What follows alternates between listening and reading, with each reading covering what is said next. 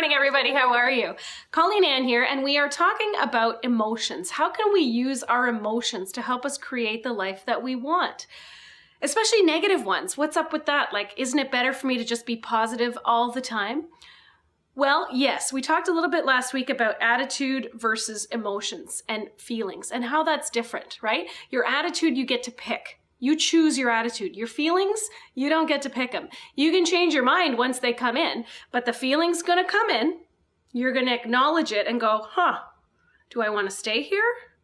What do I wanna do with this feeling? Because I'm feeling very mad. I'm feeling so angry right now.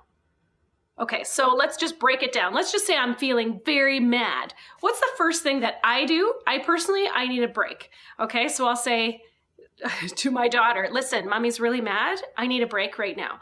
And I'm gonna go away and I'm gonna look at it and go, why am I so mad? And what's happened when we feel anger is a boundary of ours has been crossed.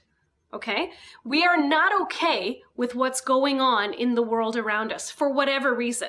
That's what makes us mad. Something that says, this is my boundary, somebody's crossed it. Whether or not we let them or they did it anyways, doesn't matter. The bottom line is it's our job to put up a stronger boundary. Yeah? We don't have to do it angrily or anything like that, but we do need to have stronger boundaries.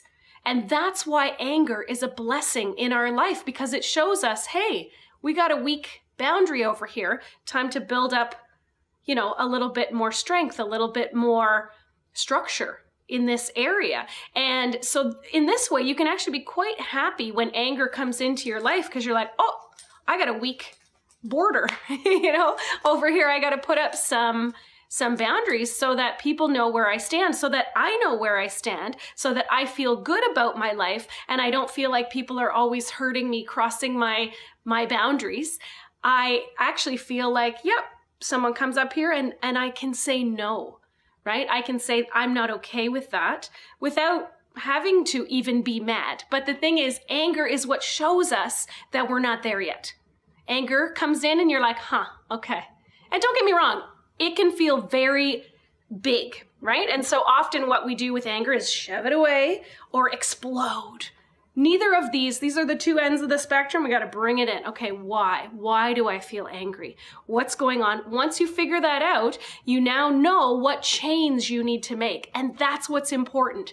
Getting the information, figuring out what it is, and then implementing the change. Once you do that, let me tell you, that anger has gone so fast, and you can go back under living under your beautiful attitude of awesomeness, right? Just make sure you're listening to those little things that pop up, okay? We'll take another emotion next week and have a look at this, right? How these emotions can help us get where we want to go faster and give us what we want to help us create the life we want, as opposed to living in a world of anger. I used to live in a world of anger. Trust me, it's not fun.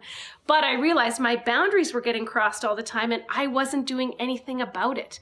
Once I started, A, realizing what that was, and B, putting up some boundaries in my life, it was so freeing, and it allowed me to just be the positive person that I actually am, and so it's very, very freeing. Okay, have a look at it this week and notice if it happens to you. Okay, leave me a comment, talk to me about it. I'd love to hear your experiences as you go through with this. Okay, bye guys.